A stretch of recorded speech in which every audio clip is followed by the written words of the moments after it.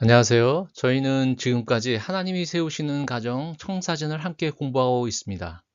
잘 시청하고 계신지요? 다시 한번 말씀드리지만 각 가정은 보이지 않는 나름대로의 가정 설교에 따라 가정을 세우고 있습니다. 저희는 하나님이 말씀하신 대로 실천하려는 것이 목표입니다. 지난 4주는 아내들에게 남편을 존중, 순종하라는 말씀으로 나눴습니다. 이제 앞으로 4주 동안은 남편들에게 향하신 하나님의 계획과 그에 따른 실천적 방법을 알려드리고자 합니다. 제3과 남편은 예수님께서 하시듯 아내를 사랑하라. 3-1 아내의 허물과 죄를 남편이 대신 책임진다. 먼저 중심되는 말씀을 살펴보기를 원합니다. 에베소서 5장 25절. 남편들아 아내 사랑하기를 그리스도께서 교회를 사랑하시고 그 교회를 위하여 자신을 주심같이 하라. 지난 4주 동안 아내는 남편을 존경하라라는 주제로 배웠습니다. 이제 남편들은 아내 사랑하기를 교회와 자신을 주신 것 같이 사랑하라라는 말씀을 주셨습니다.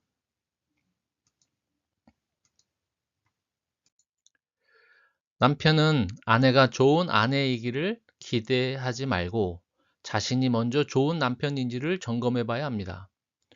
먼저 남편들에게 몇 가지 질문 드리겠습니다. 남편분들은 다음 보여드리는 7가지 질문 중 스스로 그렇다라고 몇 개 체크하실 수 있는지 한번 숫자를 세어보시기 바랍니다.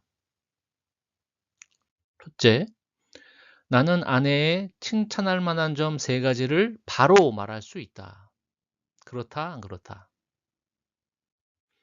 두 번째, 나는 아내를 위해 기도하고 있다. 셋째, 나는 아내와 하루에 10분 이상 진지하게 대화한다.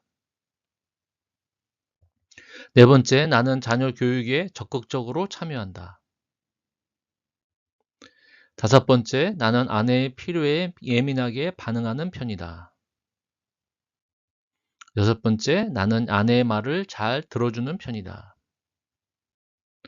일곱 번째, 나는 아내를 자주 칭찬하는 편이다. 지금까지 보여드린 7가지 질문 중 5개가 그렇다라고 체크하신 남편분이 계신지요? 그렇다면 아내를 잘 이해하기에 존경받을 남편으로 생각됩니다. 하지만 이 중 3가지 질문 이하로 그렇다라고 체크하신 남편은 각별히 신경을 쓰셔야 합니다.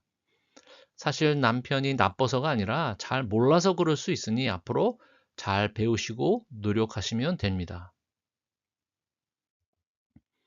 하나님께서 남편에게 주신 명령은 아내 사랑하기를 그리스도께서 교회를 사랑하시고 그 교회를 위하여 자신을 주심같이 하라라는 것입니다. 남편은 아내를 사랑한다고 합니다. 이런 남편의 말에 아내는 어이없고 황당해합니다. 사랑하지만 부모도 사랑하고 직장도 사랑하고 축구도 사랑하고 일도 사랑하고 다른 사랑하는 것도 많기 때문입니다. 이런 사랑 고백은 아내에게 진정성을 느끼게 할 수 없습니다. 어느 유명인이 결혼을 발표하는 자리에서 그녀와 만나고서 모든 일이 너무 잘 되었습니다. 그래서 그녀와 결혼하기로 했습니다. 라는 말한 것을 들었습니다. 가슴이 철렁했죠. 그러면 앞으로 무슨 일이 잘못되면 아내를 버리겠다는 것입니까? 이것은 사랑이 아니고 이기심입니다. 한 남편이 아내의 생일이 다가오자 아내에게 어떤 선물이 필요한지 물었답니다. 아내는 다른 선물은 필요 없으니 2시간만 달라고 했습니다. 남편은 아내의 말이 의아했지만 우선 아내의 소원대로 생일에 아내와 마주 앉았습니다. 남편과 아내가 마주 앉으니 아내는 여보, 내가 무슨 이야기를 하든지 당신은 맞아, 맞아, 그렇지, 그 말만 해주세요. 라고 했습니다. 그리고는 아내는 결혼 때부터 이야기를 하기 시작했습니다. 남편이 듣다 보니 말도 안 되는 부분도 있었습니다. 남편은 아니, 여보, 그거 이라고 하니 아내는 여보, 2시간만이라고 말했습니다. 남편은 10분을 듣는데 속이 뒤틀리고 20분을 듣는데 화가 치밀어 오르고 30분을 듣는데 죽을 것 같더랍니다. 그런데 시간이 조금씩 지나니 남편은 아내가 무슨 생각을 하면서 살아왔는지 느껴지기 시작했습니다. 남편은 이런 마음을 가지고 살았구나라는 생각에 충격을 받았습니다. 1시간 동안 말하는 아내를 보면서 남편의 눈에는 눈물이 맺히기 시작했습니다. 남편은 울기 시작했습니다. 결혼 이후 지금까지 아내가 겪었던 아픔과 상처를 너무나 몰랐던 것입니다. 2시간이 다 지나고 남편은 아내를 붙잡고 용서해달라고 고백하면서 한참을 울었다고 합니다. 남편은 아내를 어떻게 하는 것이 사랑하는 것일까요? 바로 아내의 허물과 죄를 남편이 대신 책임진다. 하나님이 남편에게 말씀하신 사랑은 예수님이 우리를 사랑하셔서 우리 죄를 대신 지시고 십자가에 죽으신 것처럼 아내를 사랑하는 것입니다. 남편은 아내의 약점, 실망스러운 점, 허물과 죄를 대신 지고 사랑하는 것입니다. 어떻게 아내의 죄를 대신 질 수 있습니까? 부부이기 때문에, 한 몸이기 때문에 명령하신 것입니다. 결혼식 순서 중 가장 가슴 저린 시간은 신부 아버지가 딸을 신랑에게 넘겨줄 때일 것입니다. 신부 아버지는 어떤 마음이 들겠습니까? 내가 딸을 사랑하는 것처럼 이제는 자네가 사랑해주게 라는 심정일 것입니다. 만약 딸이 무엇을 잘못하여 쩔쩔매고 있는 것을 아버지가 보게 된다면 아버지는 달려가서 딸을 뒤에 감추고 제가 이 아이의 아버지입니다. 제가 다 책임질게요. 이 아이에게는 아무 말도 하지 마세요 라고 할 것입니다. 딸의 부족함을 대신 질 수 있다면 한 몸인 아내에게는 말할 것도 없습니다. 그러나 신부의 아버지보다 더 간절한 마음을 가지신 분이 예수님입니다. 예수님은 신부를 죽기까지 사랑하셨습니다.